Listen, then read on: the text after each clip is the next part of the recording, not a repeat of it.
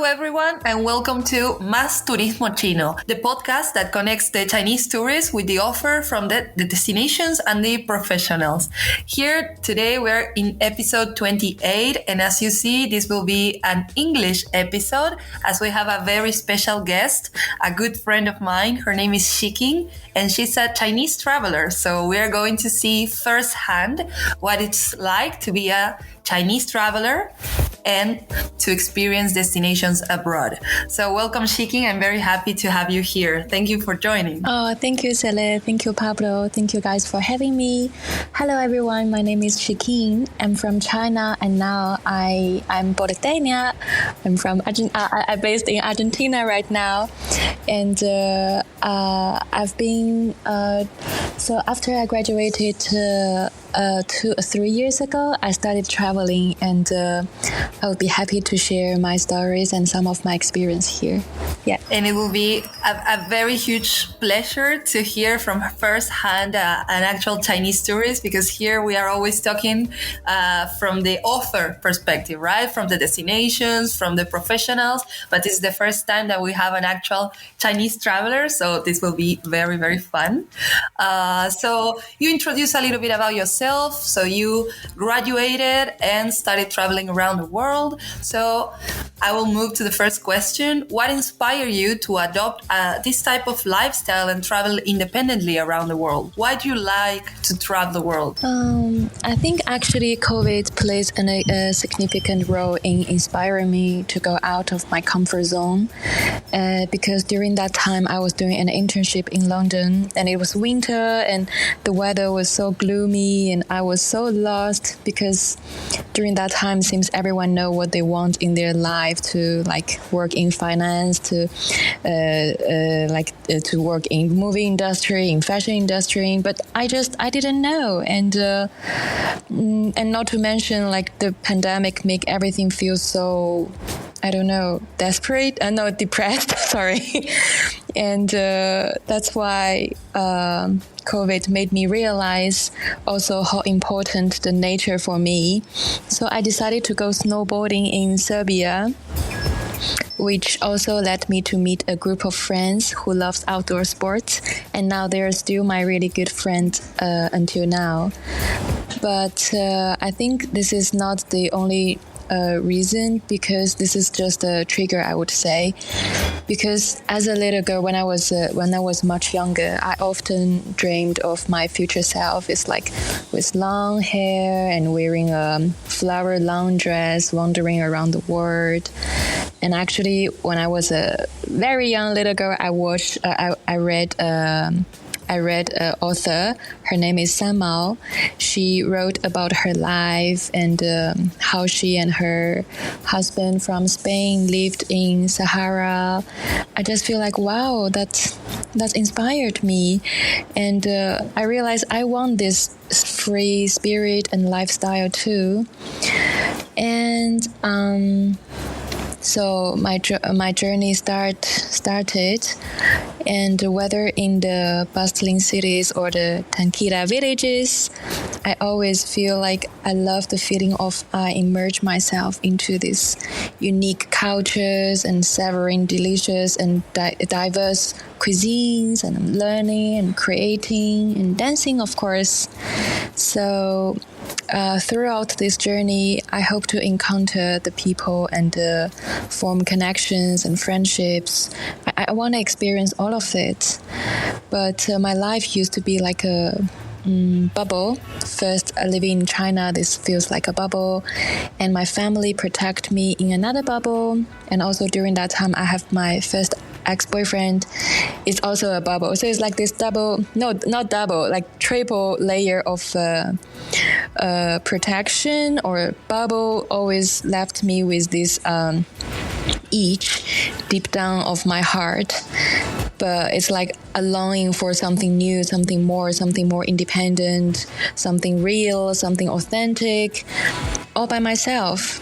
But I was so afraid to scratch it until I decided to study in the UK by myself.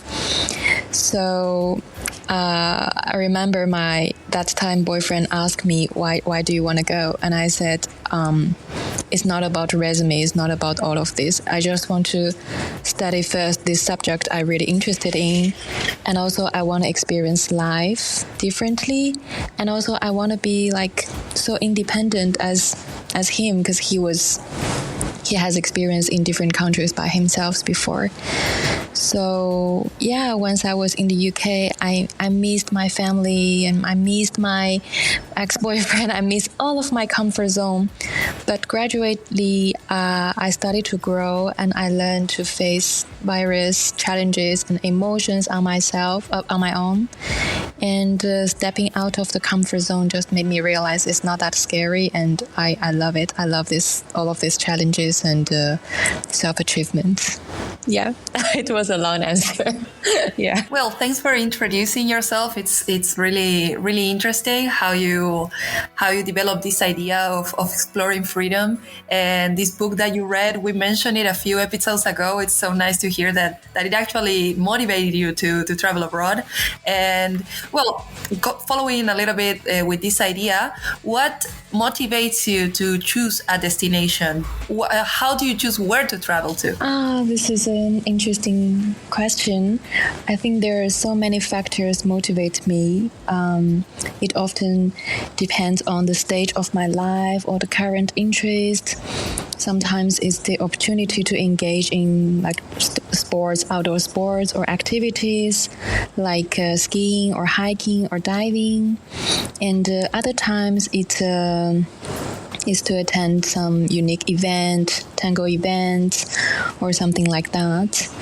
But I feel like nature's beauty always plays a significant role for sure, because the landscape and natural wonders can be a strong draw, like food, art, culture, and these are important for me. Because for me, I want to live their lives, like the locals' lives when I'm traveling. So, yeah, like the local market is definitely one of my favorite sightseeing spots. Yeah, and lastly is the people I met or I hope to meet really influence my choice. Making friends and experiencing different cultures enrich my travel experiences. And I think it's just different destination offers different motivates like shift based on what I was seeking at that moment when I decided to go somewhere. And I really, really understand then why you stayed here in Argentina, because we have so much nature and people and culture and of course tango. So yeah, it's lovely to still have you here with us. So what are some of the biggest challenges you face as a young solo traveler, and how do you overcome them? I think there are actually many challenges, is for sure. First of all, I think is as a solo traveler, I often just reflect on whether my choice stemmed from the true free will, or do I genuinely enjoy the thing I'm doing right now, or I'm just following the crowds because everyone else is doing it. So this reflection, I think, is not exclusively just to this label young solo traveler. I think it's the question every day everyone can ask themselves, whoever living in the society, because are we pursuing our true passions and interests, or merely drifting along with the expectations and trends? So these questions really helps me to understand myself better and make sure what I'm doing in the traveling, this part of my life is based on what I really want. And the second thing is I find the balance between solitude and adventure, it's kind of hard, because solitude of course can sometimes make me feel uneasy. It also offers the valuable time for reflecting and discovering by myself too. But on the other hand, adventure brings excitement and growth and all of these, but it can be exhausting and risky. So I think to find a balance between these two things is really a hard thing to do. But I learned to listen to myself more carefully about do I really want to enjoy this? Do I really want to go to a party? Do I really want to just stay by myself? Like, do I want to do this event solo? Or like, I just keep asking myself again and again. So every time when I make a step, I know what am I doing. Yeah, and the last thing I think is the pain of parting with people and places. I think it's inevitable to feel this pain when you're parting from the people you really connect, or the place you feel like, wow, this is the place for me. The bond formed on the road are so unique and intense, and leaving behind the people and place that's touched my heart is always difficult. However, these connections are also enrich my life and give me the broader perspective on the road, on the world, and making every farewell is like all worth it, even the pain, but all of the connection worth it. So yeah, I think these are the main three difficulties as my perspective. This last difficulty you mentioned, it's so true, but at the same time, so worth it to feel that pain. Like you actually met someone that had a strong impact in your life, right? And if you miss them, then it's better to miss them than never meeting them at all, right? That's part of the adventure as well. Yeah, and we can always reunion again and then separate to explore, and we can always make this happen if we truly want. And moving about like traveling and trying to decide where to go, where do you find information for your future trips? Do you prefer Chinese websites and media, Western, or do you use both? I use both.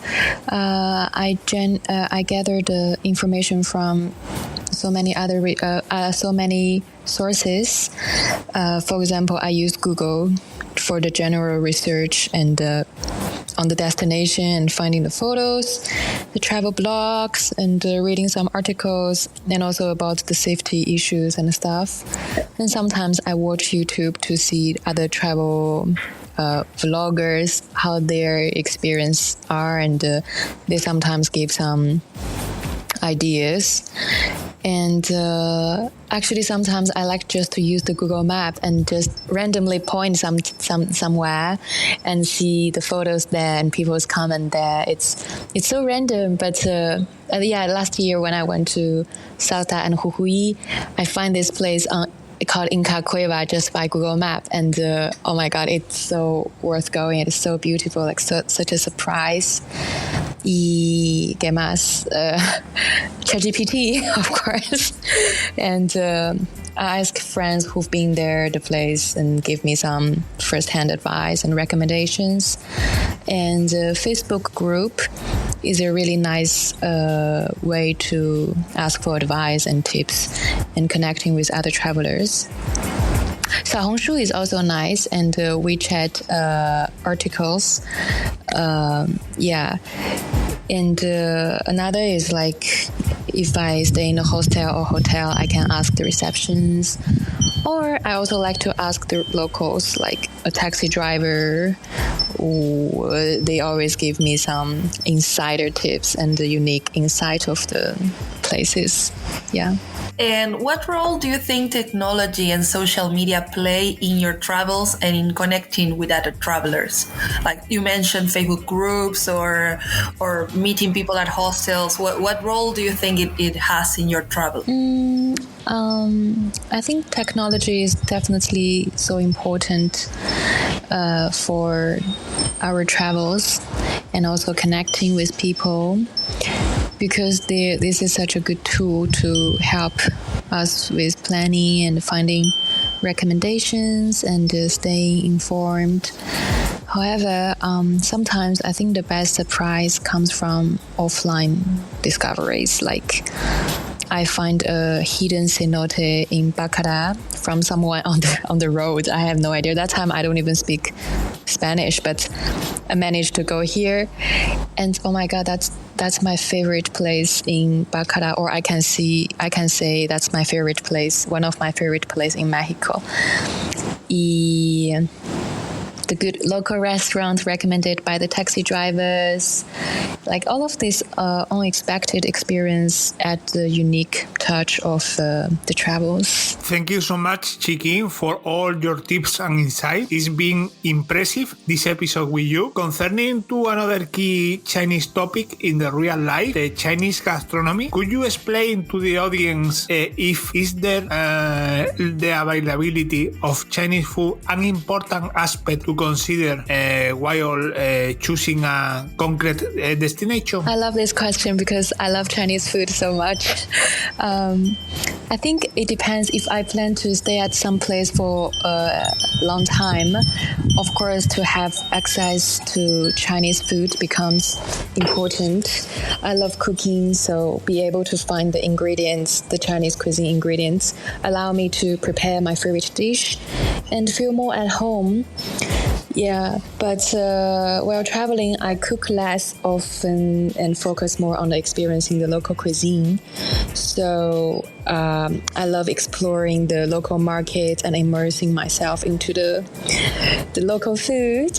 And even sometimes there is language barrier, I just enjoy communicating with locals to learn about their recipes, and this passion for food really enhance my travel adventures for sure.